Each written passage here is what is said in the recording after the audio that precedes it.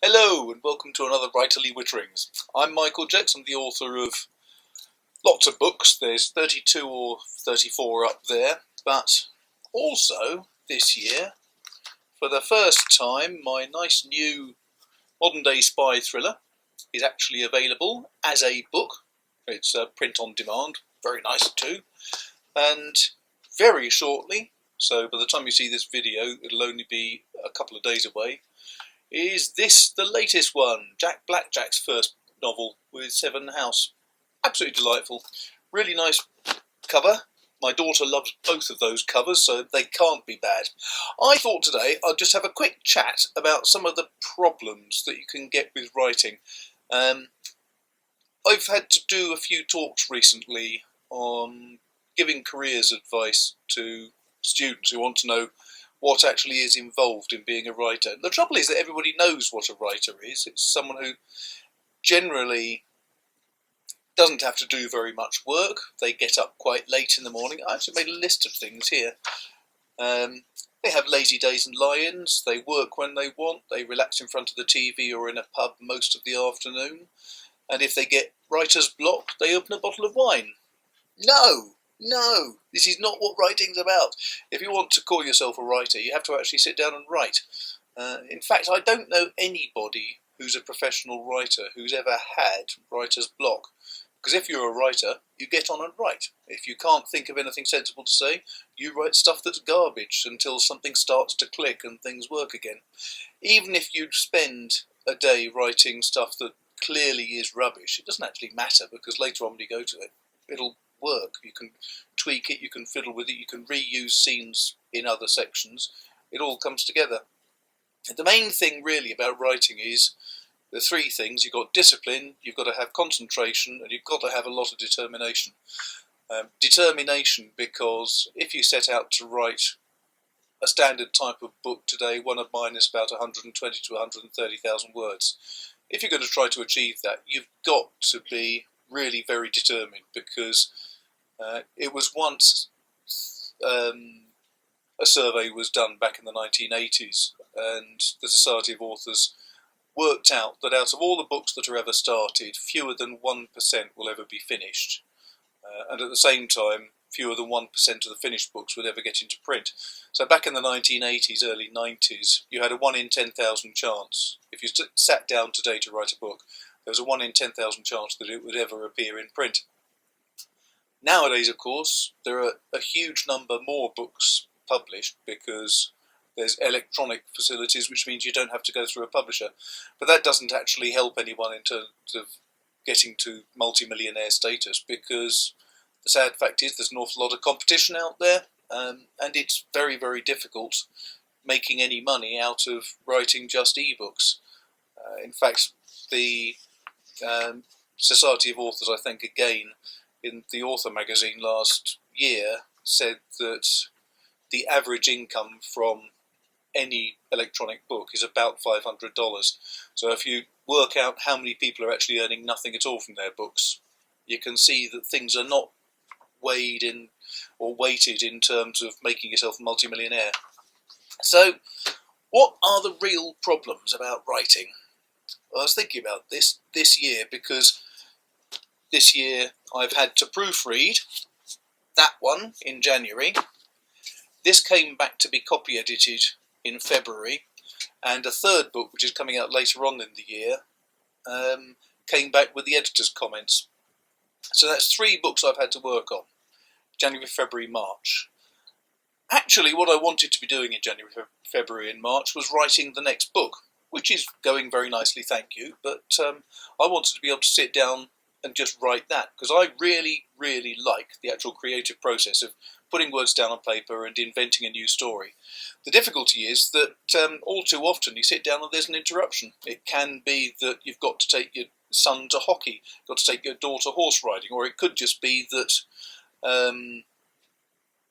some soap has come on TV and you want to watch it, Emmerdale, let's say. And the difficulty is these interruptions really do get in the way.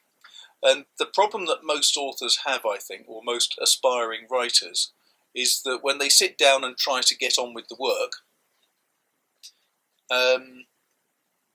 something gets in the way, something just invades their mental space and they can't sit down and concentrate.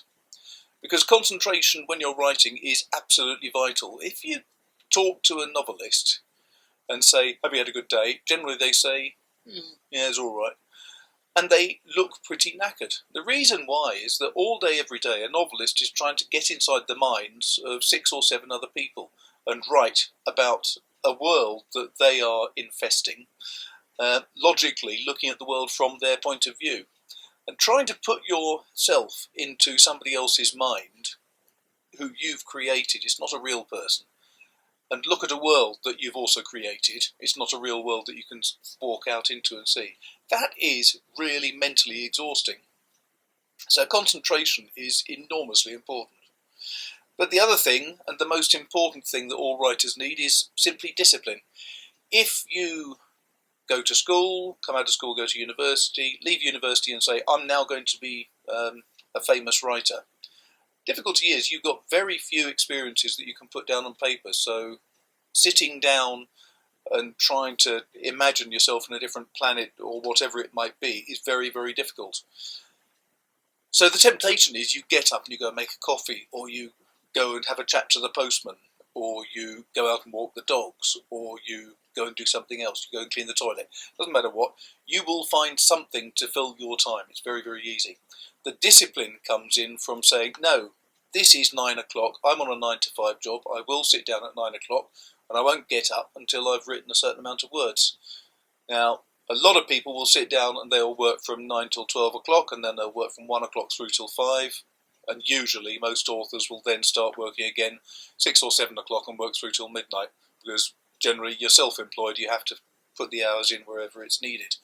But the most important thing is know when to stop. Now, I always have worked in 1 hour bursts, because on my computer I can type for 50 odd minutes, and in 50 minutes I'll type 1,000 words. Then I'll take 10 minutes off, make myself a coffee or do something, and in that 10-minute break I'm thinking about the next scene I'm just about to move into, because I tend to write my books sequentially. I don't move around in different time zones. I'll tend to write the whole story as the action happens. That doesn't work for everyone. I know that a friend of mine on Twitter he's done some research, and he reckons that the best way for him to work is to go with 20-minute bursts. So he'll work for 20 minutes, take a break, go back for another 20 minutes. And that tends to be what students are advised now when they're doing revision and stuff, because that's the 20-minute apparently is pretty much a good rule of thumb as the maximum amount of time you can sit and concentrate for.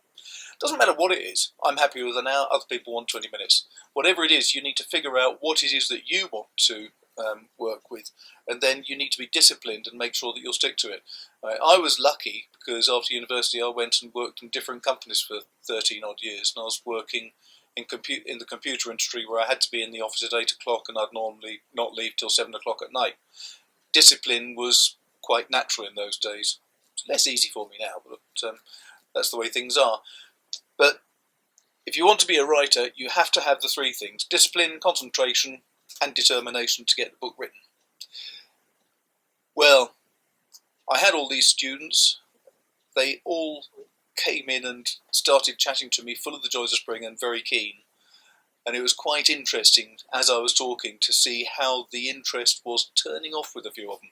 But there were 3 or 4 there over the 2 sessions who really were very keen and very interested still. Because, as I said to them, if you've got any doubts, well, actually no, even if you have no doubts and you want to be a writer, the best thing you can do is do the same as Thomas Hardy. Get a full-time job. He worked in the post office, but allocate a little bit of time every day when you're going to write a certain number of pages or words. Doesn't matter how you do it. Thomas Hardy used to work on the basis that because he was a manager in a post office, he would get up at 5 o'clock in the morning and write for an hour before he left to go to work. It worked for him, obviously, with Tess of the D'Urbervilles and all the other wonderful books that he wrote. And as a writer, you have to find the way that works best for you. But it is a good idea always to make sure that you've got a career to fall back on, an income to fall back on. I know this because I'm an author without anything else to fall back on. I'm just basically a writer. So anyway, I hope that was interesting. If it was, do please send in any comments. If you've got any questions, let me know. I'd be very interested to see any questions or comments that you've got. If you've got any spare time and you'd like to share this with other friends, the thing's down at the bottom, the comment boxes are at the bottom. Please like it and do all those good things. Tell your friends about it, and hopefully some other people will watch this too. If you find it useful, hopefully you will want to do that. Thank you very much for watching. Take care.